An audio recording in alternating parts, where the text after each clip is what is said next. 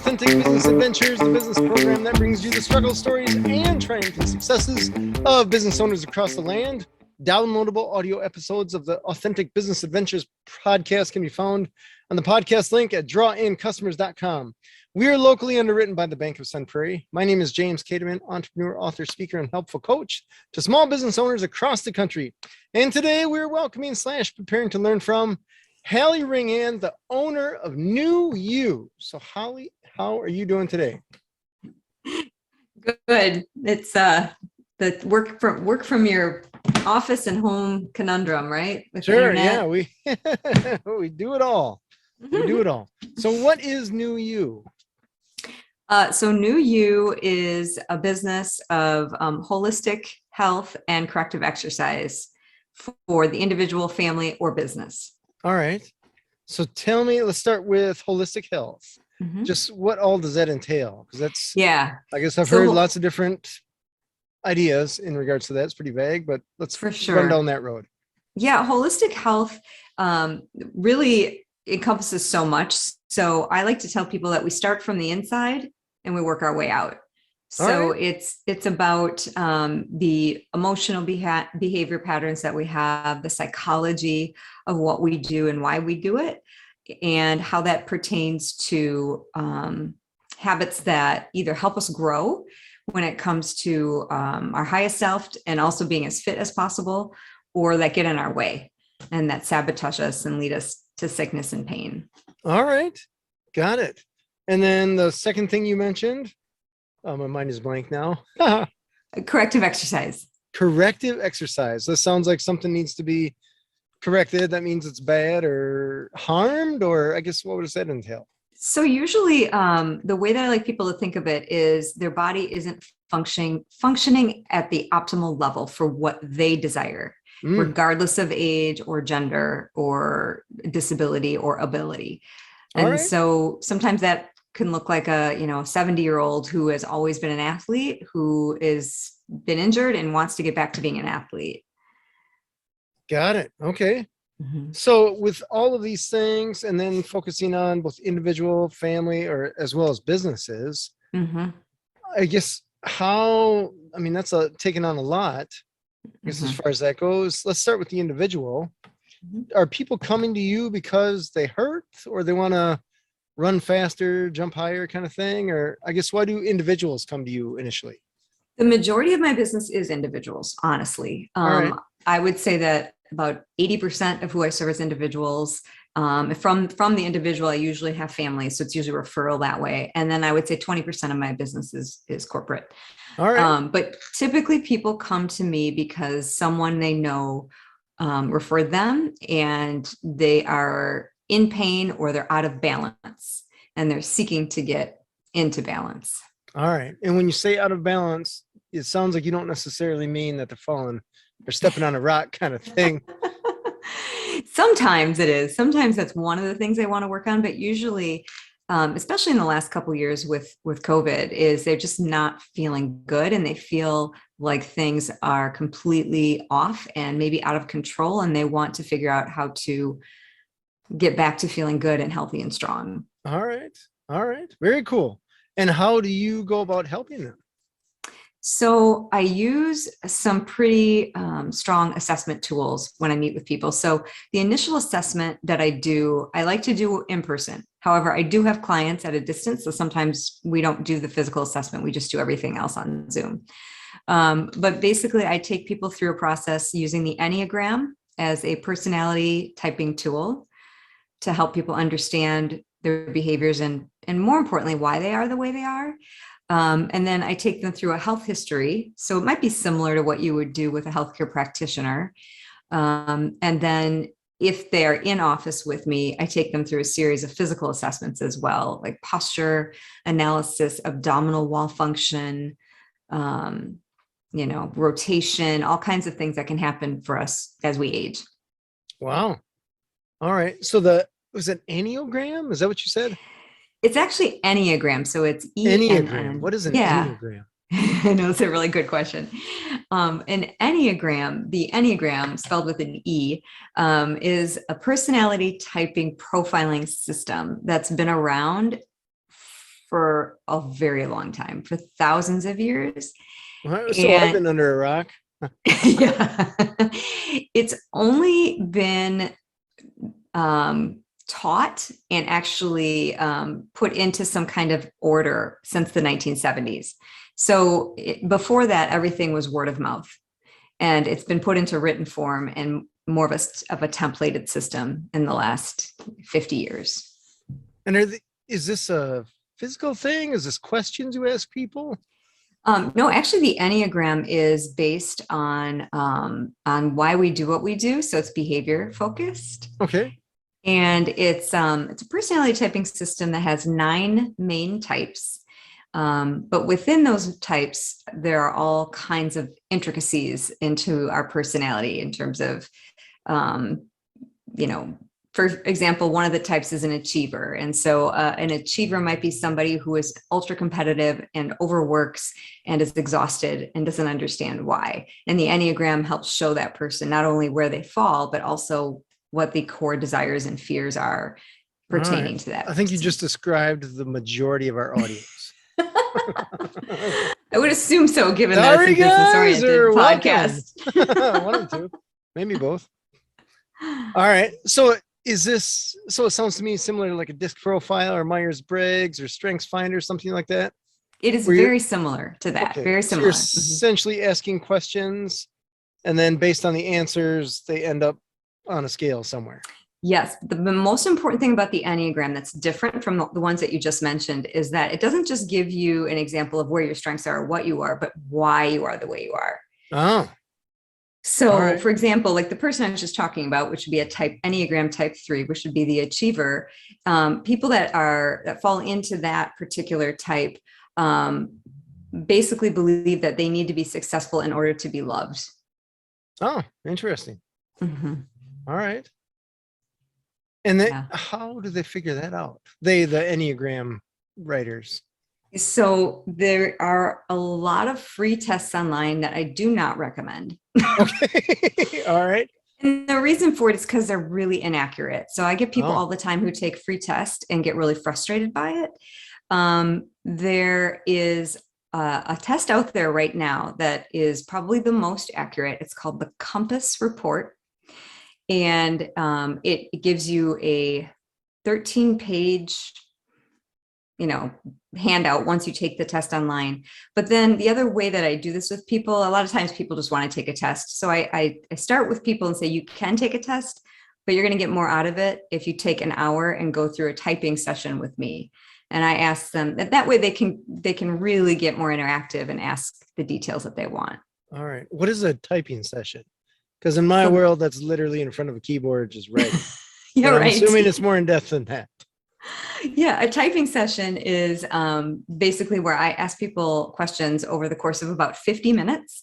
And things like, what is your, how do you respond to fear in your life? Do you consider yourself to be an aggressive person? Do you find beauty in all things? Like all kinds of questions. And then depending on how they answer, I ask them follow-up questions to help them figure out their type. It's really important that the person, the client, the customer comes to the conclusion with the help of me facilitating it. All right. So they're listening to you ask these questions. They're giving you a response. And now some of those questions that you asked sound like they're not necessarily yes or no, right, but somebody may give you a paragraph answer. And that can happen a lot. Okay. So how do you know what to ask them next? So I have my master's degree in marriage and family therapy. Okay. So I worked as a therapist for many years. And so I've done a lot of coaching, facilitating, interviewing. And so I just use those natural skills to figure out how to kind of proceed. I have a certification through Chestnut Pius Enneagram Institute as well, which has helped me figure out how to do this in the best way possible. All right. But sometimes I let people know that if they want to go a little bit longer with the typing session, we can do that. But that in order for me to keep things moving, sometimes I have to shorten the answer. Reel it in. So when somebody comes to you with this, are they trying to solve a problem, or are they just trying to figure out more why they are who they are and not necessarily need to change or attempt to change who they are? Usually people come to me when they've been in some kind of pain. So whether that be physical pain, which is never just physical pain, there's always, emotional, mental, psychological stuff tied to that, or the opposite. So oftentimes I get people who have maybe they have had a big career change or a relationship change, maybe a business partner change. Maybe they have been injured and they're not seeing any results, even though they're doing all the right things. Mm-hmm. All right. So they're essentially trying to solve a problem Yes. of some kind. All right. Yes. Interesting. Now tell me about the family side of things. Is this similar? One member comes in there to see you and then says, "Hey, family, we got some pain we need to relieve." And yes. And usually the family side of things, it definitely gets more in depth and there's a lot more going on. So we do, when I work with a family, we do the family sessions, but then I always do a one-on-one session with every single person in the family that I get an idea of where everyone's coming from without the influence of everyone there. All right. And is that when you're working with families, I imagine you got an age gap? How young do you work with? Well, I've worked with kids as young as, 11, 12 years old, but I would say the majority of the time, my demographic is usually people in their 40s, 50s, and 60s. So usually kids are in their teen years or beyond. Gotcha. Okay. That's where all the pain is, right? Yeah, right. Moody teenagers. Here we go. Tell me about the business side. How working with businesses or more corporate entities?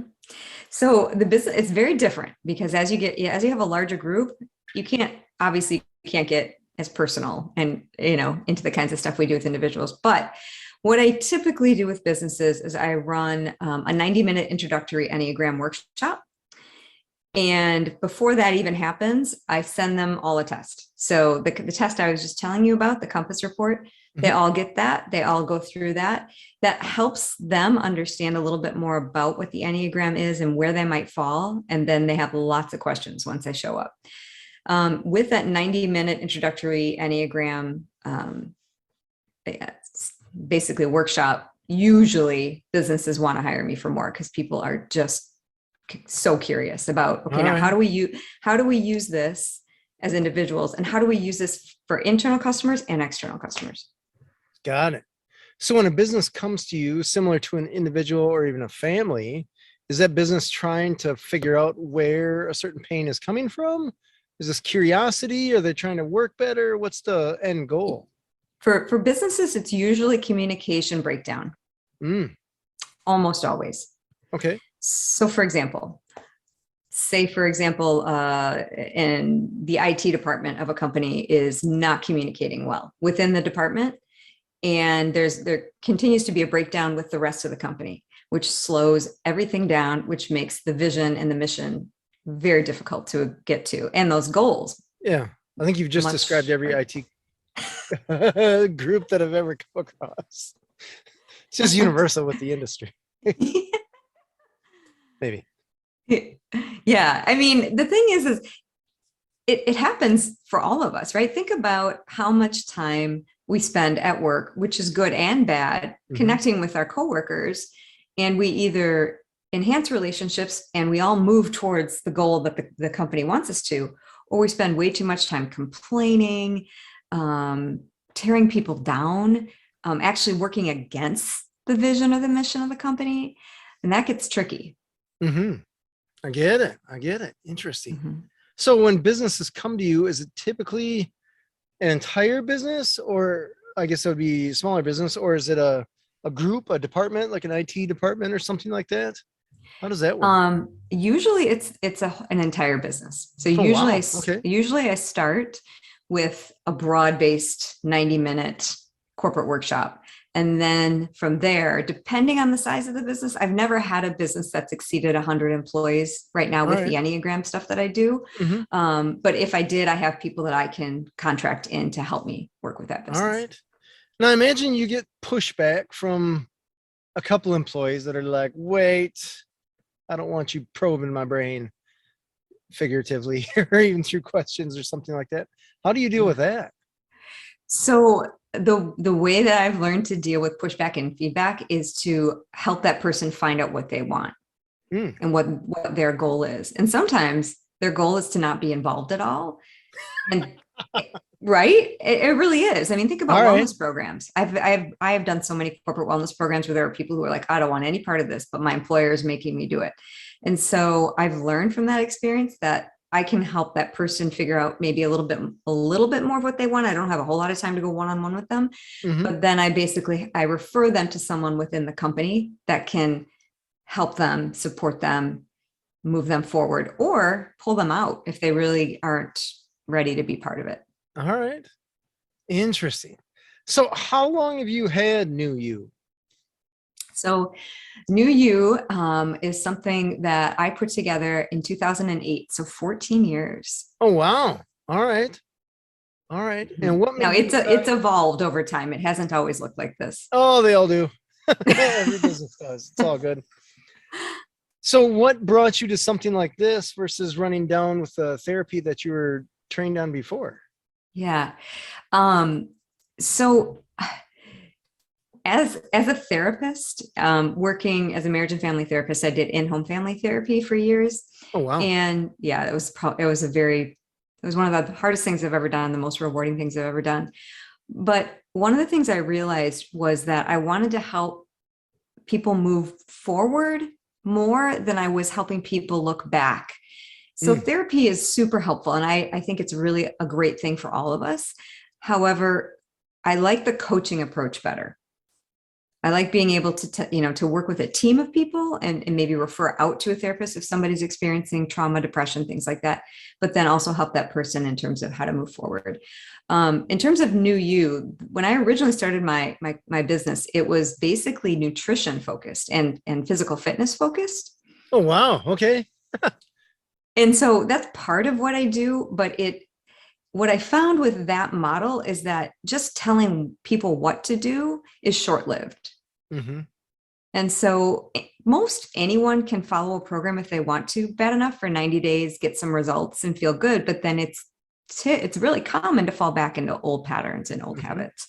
Mm-hmm. And that's when the Enneagram became clear to me as a tool that was going to help clients really move forward.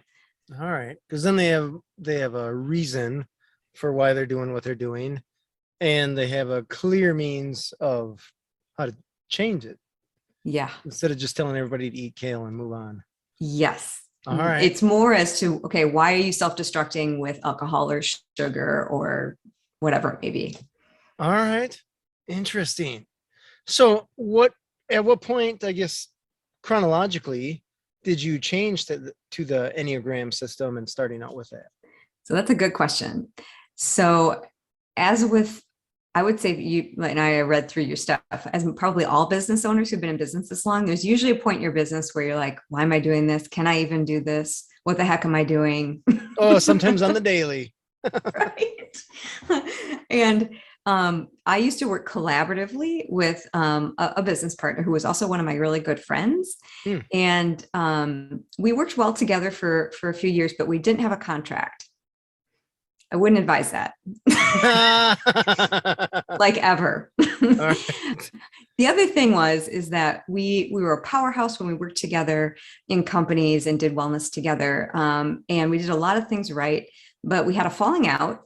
And through that falling out, I learned that I needed to really look inward at myself and what role I played in that, in our relationship, in installing the business for moving forward, in growing, and also really, not only growing myself, but helping others to grow. Because if I wasn't growing inside, then there was no way other people were going to be stalled as well. Right.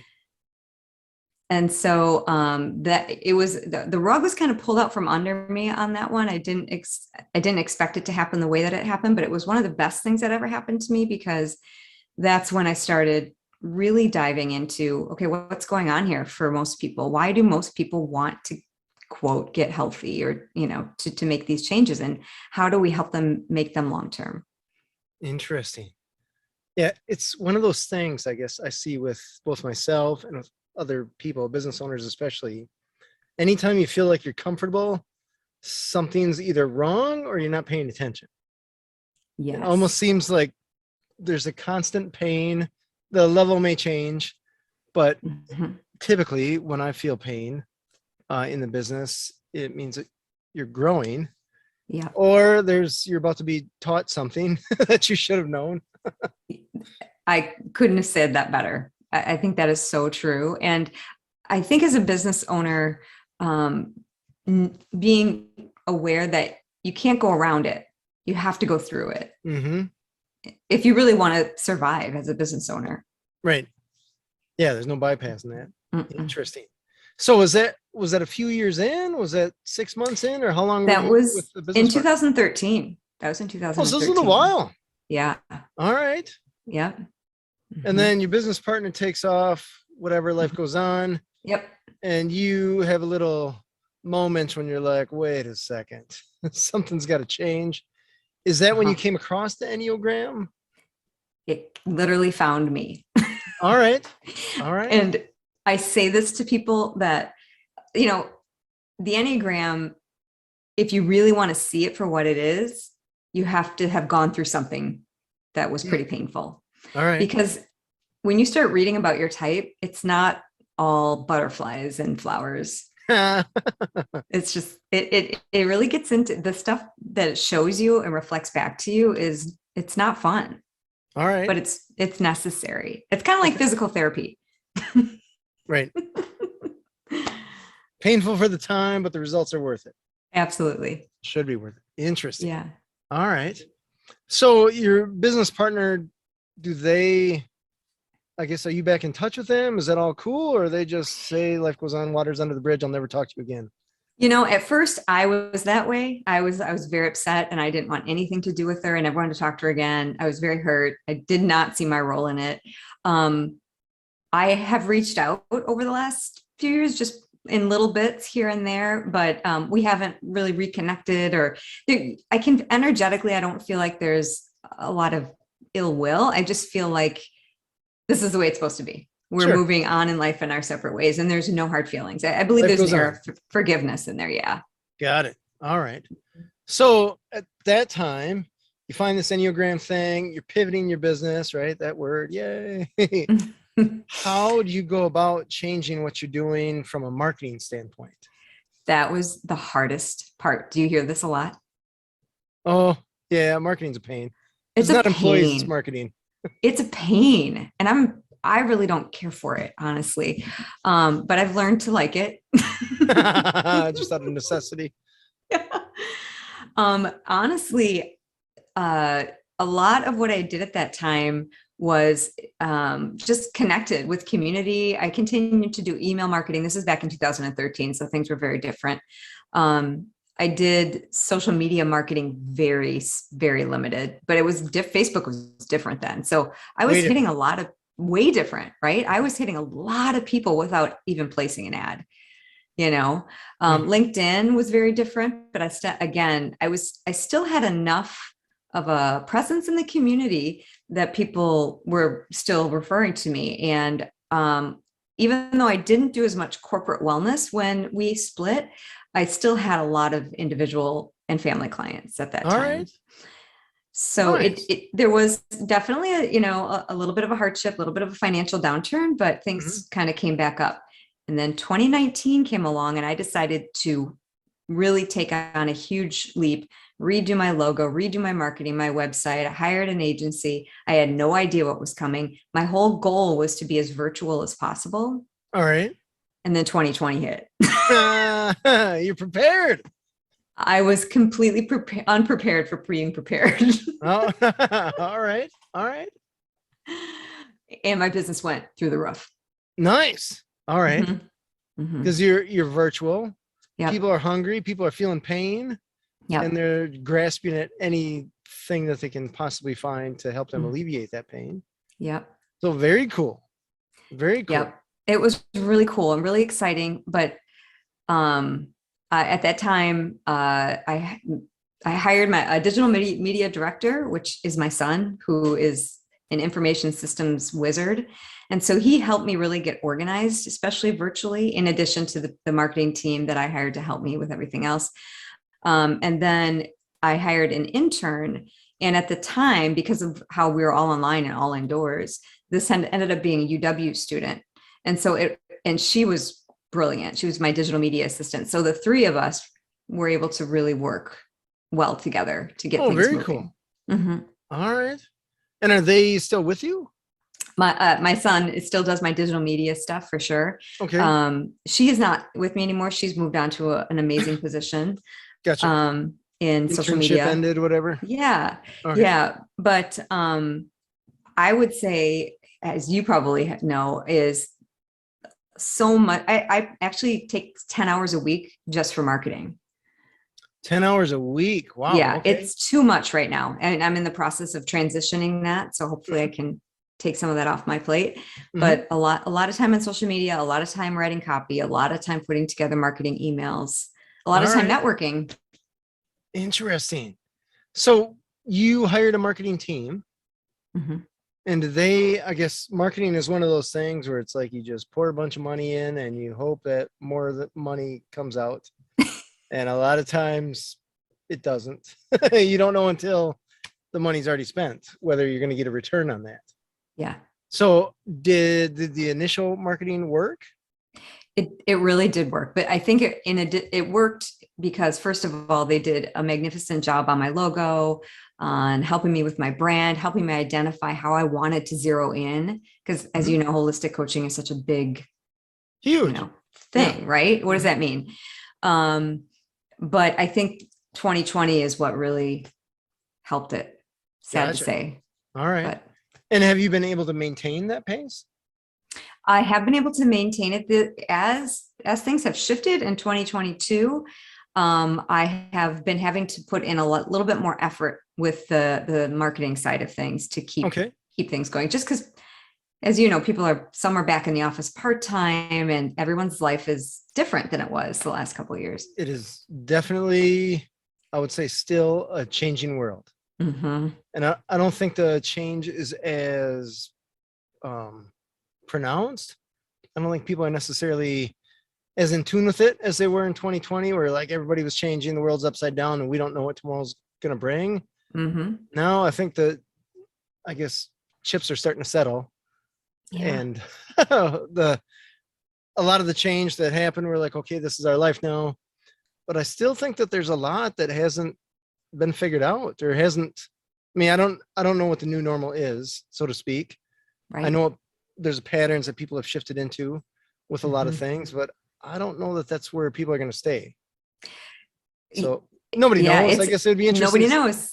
5, maybe even 10 years from today, will the world look like it did in 2019, or will the world look more like it does today? Yeah. I don't know. Yeah. All I know, does. I don't think we all, but I think one of the themes that I'm seeing is that no matter who you are, most people know how important community is now. I think a lot more than we did in 2019. Oh, that's fair. That is fair.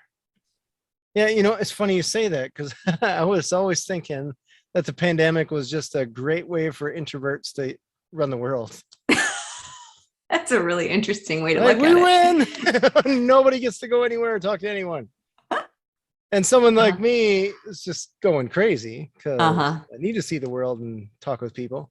It was a frustrating time. But yeah, I could see very different world. Definitely a different world. There's certainly changes that have gone through that have stuck. So I guess, speaking of that, when people come to you or came to you during the pandemic, I imagine what you do isn't just a one and done kind of thing. Like, thanks for coming. You're all fixed. The rest of your life will be just rainbows and unicorns. I wish. Did your 10 push-ups. You're in shape now, right? But can you imagine? It'd be like $1 million or something to come see me. So I imagine people have to keep coming back, or there has to be a routine of some kind. But definitely. I also imagine that there's some people that just fall off the bus. Yep. But they just say, you know what? Either I don't know, insert excuse here for why they don't continue, right? Absolutely. Fill in the Absolutely. blank. And All so right. 12 weeks is a minimum that I work with people. Okay. All right. Hmm. So again, neighborhood of 3 months, Yep. 90 days, whatever. And I Hmm. imagine people can see a change Hmm. from day one versus day 90. Hmm. All right. And Definitely. I guess, do people leave at the end of 90 days because they're like, hey, I'm all fixed? Yeah. Or is it, tell me how, I guess going back to marketing, how do you keep people going, Yeah. both from a business sustainability point of view, as well as helping them maintain the change that they've accomplished? Yeah. That is a great question. I love what I do. And I think, and I really, I kind of geek out in trying to figure out how to solve problems. All right. And so I think people feel that, I really do care about my clients. My retention rate after 90 days, people can re-up for another 90, is about Mhm. 85%. Wow. Oh, that's Yeah. impressive. I have a lot of, I All right. mean, I really do. Some people, I worked with a woman just recently who got halfway through the 90 days and she's like, this isn't for me. It's like, okay, All right. it's all right. Right. But I think that really comes, when you live your passion, people feel it Mm-hmm. and they want to learn how to live their passion. Yeah. Fair. Very fair. What have been some of the greatest success stories since, even going back since 2008, that you've come across? Oh my gosh. Wow. There have been so many. I would say, um, one of the success stories that comes to the top of my head is as a woman that I've worked with since 2008, off and on, Wow. who's also become a friend of mine. All right. So back in 2008, I met her through a corporate program, and she has made some amazing changes in her life. And not only has she been able to achieve her goals in terms of weight loss and aches and pains and all kinds of health issues, but she's been able to find out more about herself and why she is the way she is and change her patterns. And as a result, I've worked with her husband, I've worked with her daughters. Oh, wow. Yeah, I've worked with the whole family in both individually and as a couple over the whole time I've been in business. So that's one of my favorite stories. Dang. That's impressive. Mhm. That's very impressive. And she's been able to maintain or consistently improve. Consistently improve. All right. That's got to be very rewarding to watch. She's an amazing one. Nice. Very cool. Have there been some challenges? I guess I'm just trying to think in my head. Somebody goes through this Enneagram. The Enneagram comes back and says, you're a lazy bum and you haven't accomplished anything in your life, or something of that nature. Yeah. I don't know. Something happens. Maybe I'm just reminded of some of the employees I've had. I just wonder, do you ever, because I think of something like the first one you said, I want to say achiever. Is that correct? Yeah, that's it. Yep. Where I could totally see myself fitting into that. But Mhm. there has to be I imagine, a polar opposite to that. Right. There definitely is. There's a type on the Enneagram called the sloth. The sloth. I can't imagine getting that result. Oh my gosh. But let me tell you, they're also called the peacemaker. The peacemaker. Okay. That's a better way to say it. So within each type, Oh, that's awesome. You're not so much within each, slothy. right? You're You're sloth, just but you too make lazy peace for with war. everyone. Okay. Right. But within each type, you've got, the high adjectives and the low adjectives, just like All right. we all do. Sure. So tell me about the sloth or the peacemaker, because that's Mhm. just, you drum my curiosity very high there. Okay. So that would be your Enneagram type 9. And Okay. they are some of my very favorite people on the planet. They are people that energetically tend to hold on to their energy. So they're the people that you kind of have to dig them out. They probably loved COVID, most of them. You kind of had to dig them out of their cave and get them moving. They're very others referencing. So they love to help other people, but in the midst of that, they often forget what they want. Mm. And they put themselves on the back burner, and then they end up, being overextended by helping other people, making peace for either individuals or communities. On the downside of the peacemaker or the sloth is that they can be the most stubborn people on the Enneagram. Ah. So they dig their heels in, and then trying to help them get their heels out of the quicksand can be hard. Interesting. Mhm. Interesting. Man alive. Yeah. I've had employees like that. Right. One of the interesting things that I've come across just in dealing with people, especially with employees, I guess, in my business, is they come across people, you interview them, you hire them, they're doing some work, and then they end up calling out for whatever reason. And you learn after the fact, sometimes it's days, sometimes weeks, months, whatever, that they have health issues. And a lot of times these are people that are early 20s, sometimes into mid 30s, something like that. But it's just, I feel, and this is me, I mean, me seeing a tiny fraction of the world, Mhm. that there are a ton of people that have just bizarre health things. And this is one of those, I don't know if because the people that we're hiring, a lot of them are working from home or Mm. something like that. And that's who the job attracts. Mhm. Or is this just like the majority of the world or people in our country are just really not healthy? Not necessarily, well, some by life choices, but others just bad luck. Yeah. You see, I guess, what have you found in that regard with some of your clients? Yeah. I'm glad you brought this up. And I think what I've seen as well, and what I tell people to do is next time you travel, when you sit in that airport, watch people. So many people, they can't move the way they want to move. They look sad, discouraged. And it's this has not happened overnight. Oh, okay. I really do believe that we have been self-destructing from a health perspective over time, but in the last 30 years, it's gone really quickly. And I think there's so many things to blame, but obesity is out of control, right? Way out of control. Way out of control. And if think about it, I mean, when you're just 10 to 20 pounds overweight, it feels kind of icky. But then the majority of America is 30 plus pounds overweight. And so trying to get a bag out of an overhead bin is difficult. Trying to bend down to pick up your keys is difficult. So trying to be at work for 8 hours in a day sometimes is too much for people to even take on, just because inflammation is higher, energy's lower. I don't know. It's a scary thing to me. Whenever I travel, I just, I wonder, what is the solution here? What can we do? I don't have a good answer for that. I guess.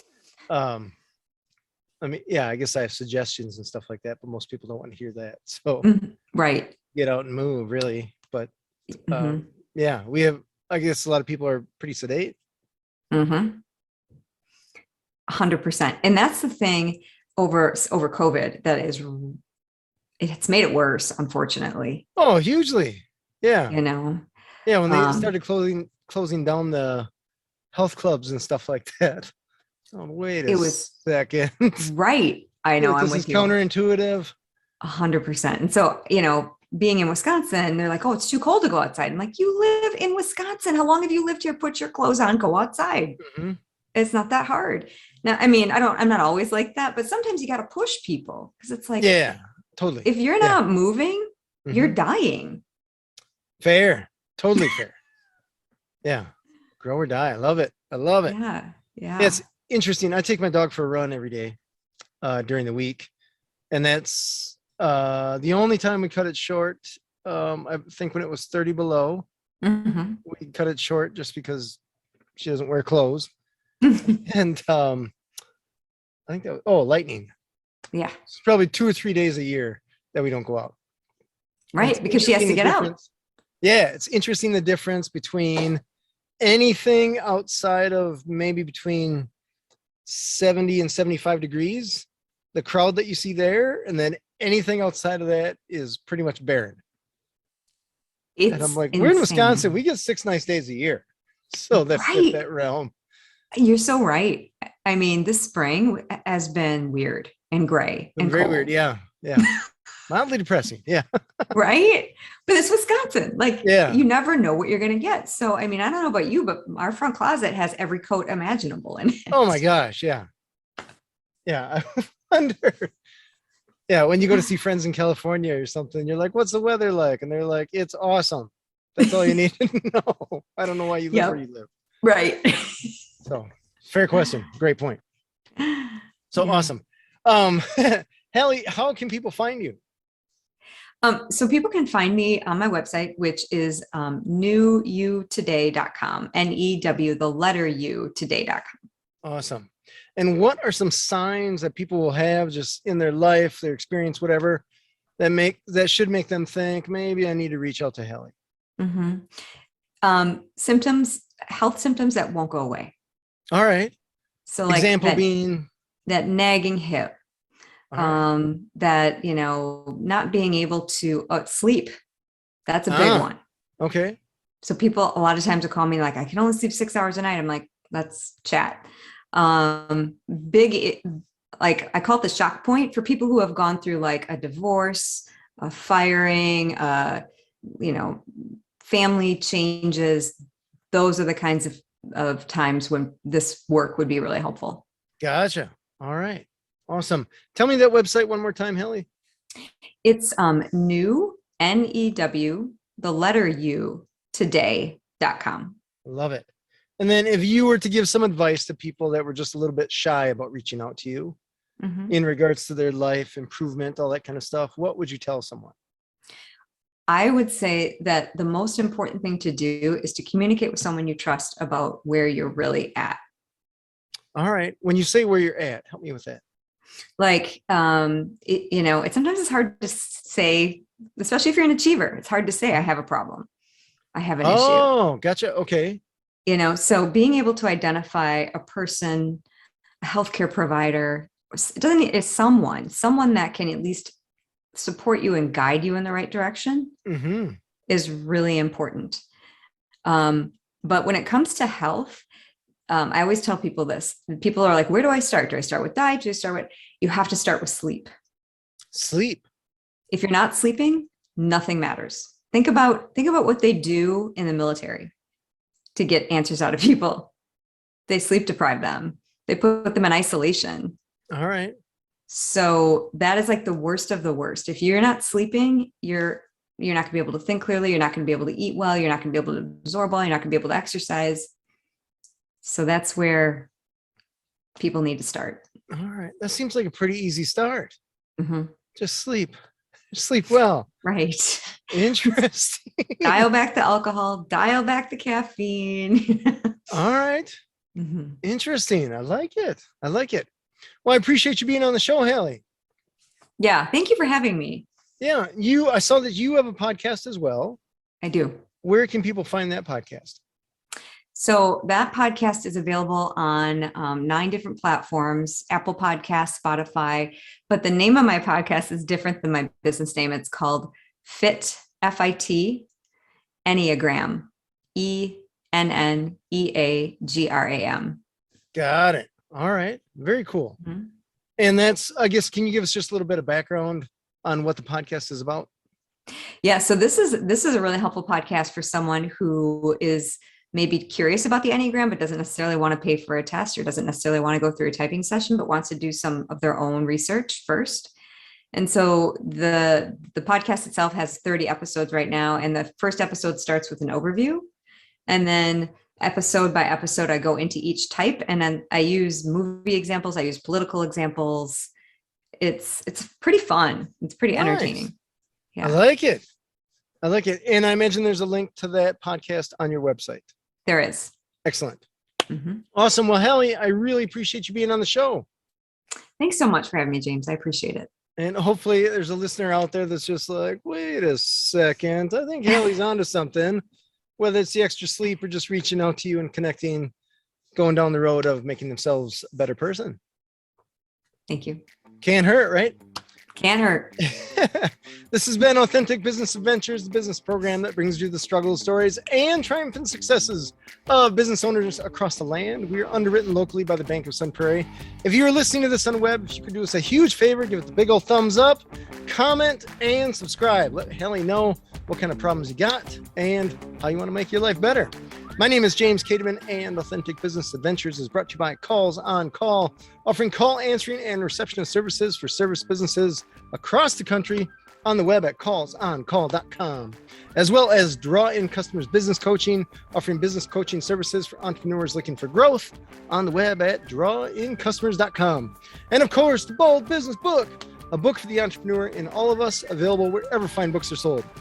We'd like to thank you, our wonderful listeners, as well as our guest, Hallie Ringland, the owner of New You. That's the letter U. Hallie, can you tell us the website one more time? Yep.